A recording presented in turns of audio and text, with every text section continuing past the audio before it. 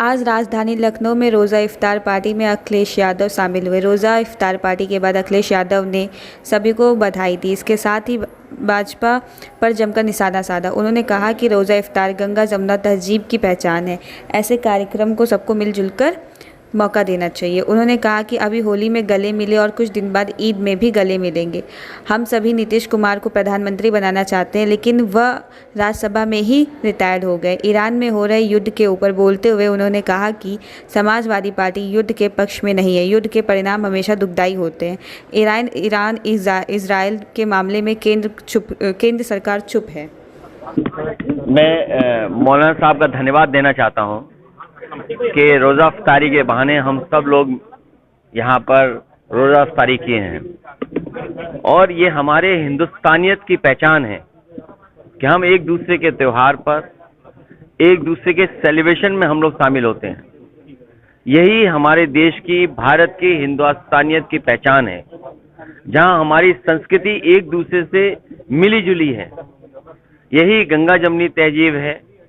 इतने लोग एक साथ धरती पर, अलग अलग सोच विचार धर्म जाति के, कहीं धरती पे नहीं रहते होंगे जितने हमारे भारत में रहते हैं। इस तरह के त्योहार, इस तरह के आयोजन, इस तरह के कार्यक्रम हम सबको मिलने जुलने का मौका देते हैं, एक दूसरे से गले मिलने का मौका देते हैं। अभी हम लोग होली मनाए हैं जिसमें गले मिले, कुछ दिनों बाद हम ईद मनाएंगे, फिर गले मिलेंगे। यही हमारे भारत की सबसे बड़ी पहचान है कि जहां हम सब मिलजुल करके एक साथ रहते हैं। सर, बिहार की राजनीति कैसे देख रहे हैं? जिस तरह से सीएम नीतीश कुमार राज्यसभा जा रहे हैं। जो लोग राजनीति को समझते हैं उन्हें पहले दिन ही पता था कि भारतीय जनता पार्टी क्या कदम उठाएगी, और ये बात पहले भी कही गई थी कि आदरणीय नीतीश कुमार जी को हम सब लोग मिलकर के प्रधानमंत्री बनाना चाहते थे, लेकिन वो अब एज ए मुख्यमंत्री रहे। अब वो रिटायर होंगे राज्यसभा मेंबर के रूप में। हम तो चाहते थे कि प्रधानमंत्री के रूप में रिटायर हों, लेकिन अब वो राज्यसभा के मेंबर होकर के ही रिटायर हो जाएंगे। युद्ध के पक्ष में हम लोग नहीं हैं। समाजवादी पार्टी कभी युद्ध के पक्ष में नहीं रही है। युद्ध नुकसान करता है, युद्ध जाने लेता है। युद्ध के परिणाम हमेशा दुखदायी होते हैं, दुख पहुंचाते हैं। युद्ध के पक्ष में हम लोग नहीं हैं। इतनी प्रक्रिया आ चुकी है, मगर अभी तक के बीजेपी के बड़े नेताओं की कोई प्रक्रिया नहीं है, नहीं शोक दिखा रहे, वो अपना हंसी मजाक में लगे हैं। कैसे देखते हैं? ये विषय क्योंकि भारत सरकार पे ज्यादा है, लेकिन जब भारत सरकार ही चुप है तो मजबूरी में विपक्ष के लोगों को अपनी पक्ष रखना पड़ रहा है, जहां भारत सरकार को अपना पक्ष रखना चाहिए। और इतनी कमजोर शायद सरकार कभी किसी ने नहीं देखी होगी।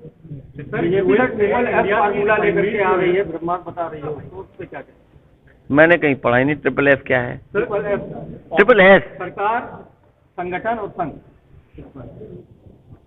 बहुत बच के रहना, बहुत सस्पिशियस लोग हैं ये, बहुत सीक्रेटिव काम करते हैं, बहुत सिलेक्टिव फैसले लेते हैं।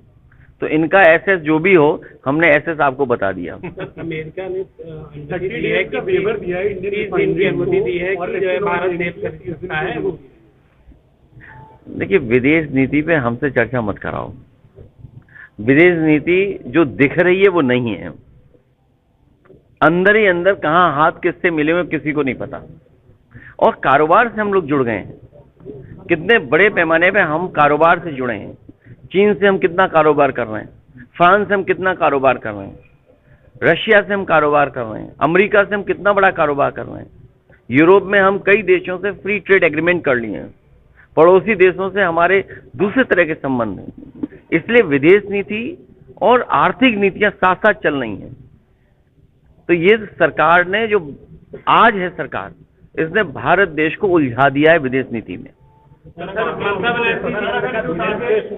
शास्त्रीय समर्थन कर रहे हैं बनारस में। उन्होंने कहा है कि मैं स्वामी और मुक्तेश्वरानंद के साथ में हूँ, हालांकि 11 मार्च का आमंत्रण नहीं मिला है और एकांतवास में जा रहा हूँ। मैं तो देश के सभी साधु संतों से और जितने भी हमारे पूजनीय गुरुजन हैं, जो समय समय पर भारत की संस्कृति को आगे बढ़ाते हैं, वो सभी पूजनीय शंकराचार्य जी का समर्थन करें। क्योंकि आज अगर पूज्य शंकराचार्य जी के साथ ये व्यवहार हुआ है तो कल किसी के साथ भी हो सकता है।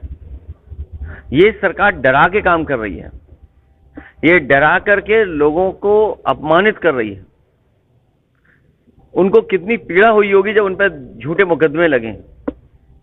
शायद भारत में पूरा इतिहास उठा करके देख लें आप, कभी किसी शंकराचार्य को इतना अपमानित नहीं होना पड़ा होगा सरकार के माध्यम से। सर पीडीए को मजबूत करने के लिए और ज्वाइनिंग होने जा रही है क्या नेताओं की, पीडीए को मजबूत करने के लिए और बड़े नेताओं की? पीडीए परिवार बढ़ता रहेगा। जितने जो पीड़ा से बंधे लोग हैं वो सब पीडीए में आ रहे हैं।